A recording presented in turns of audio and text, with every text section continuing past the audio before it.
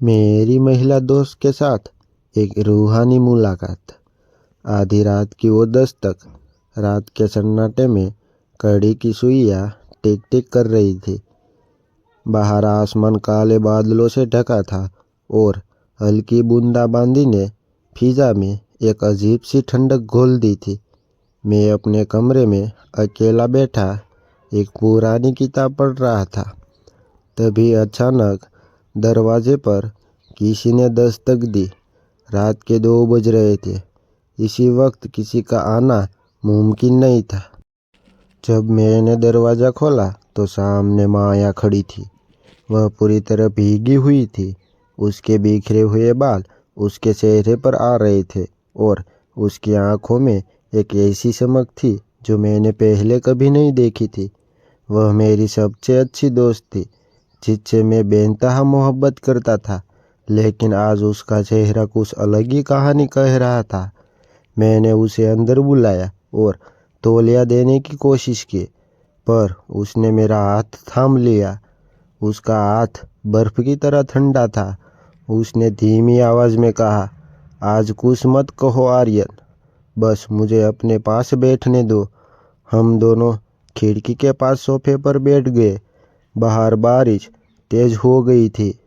मैंने महसूस किया कि माया आज बहुत शांत थी। उसकी वो चुलबुली बातें, वो खिलखिलाहट, सब गायब थी।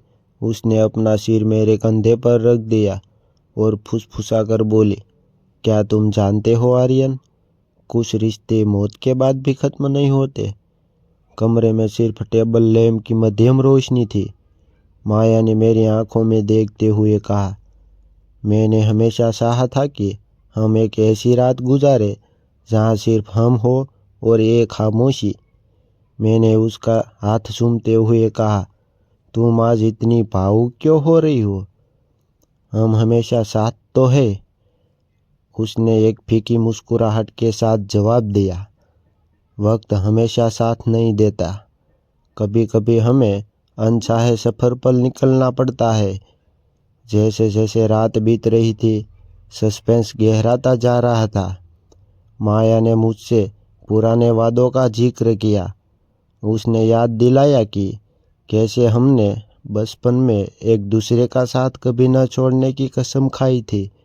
उसकी बातें आज किसी विदाई की तरह लग रही थी। कमरे में अचानक उसकी पसंदीदा चमेली की खुशबू महकने लगी, लेकिन अजीब बात यह थी कि उसके पास कोई परफ्यूम नहीं था।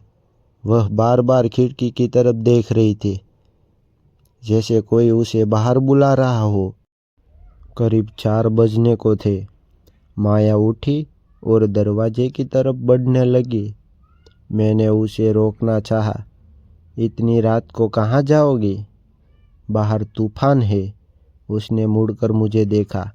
उसकी आंखों से एक आंसू टपका, पर वह जमीन पर नहीं गिरा, बल्कि हवा में ही ओझल हो गया। उसने कहा, मेरा वक्त पूरा हुआ आर्यन, मैं सिर्फ अलविदा कहने आई थी, अपना ख्याल रखना। और वह अंधेरी गलियारों में गायब हो गई। मैं बदहवस सा उसके पीछे भागा, लेकिन कॉरिडोर खाली था। बाहर सड़क पर दूर दूर तक कोई नहीं था। तभी मेरे फ़ोन की घंटी बजी। माया के भाई का फ़ोन था। मेरी धड़कनें तेज हो गई। जैसे ही मैंने फ़ोन उठाया, दूसरी तरफ से चीखने और रोने की आवाज़ें आई। उसके भाई ने कांपती आवाज़ में कहा, आर्यन, माया नहीं रही। कल रात 10 बजे पहाड़ी रास्ते पर उसकी कार खाई में गिर गई थी।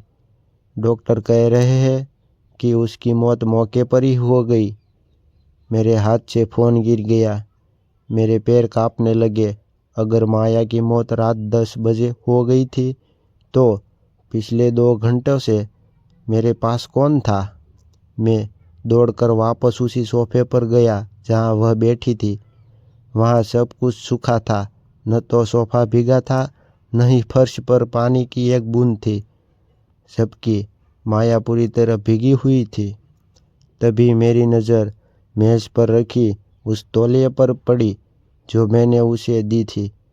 वह तौलिया मुड़ा हुआ था और उसके ऊपर एक छोटा सा कागज़ का टुकड़ा था जिस पर लिखा था, मोहब्बत रूह से होती है, जिस्म से नहीं। मैं हमेशा तुम्हारे आसपास रहूँगी।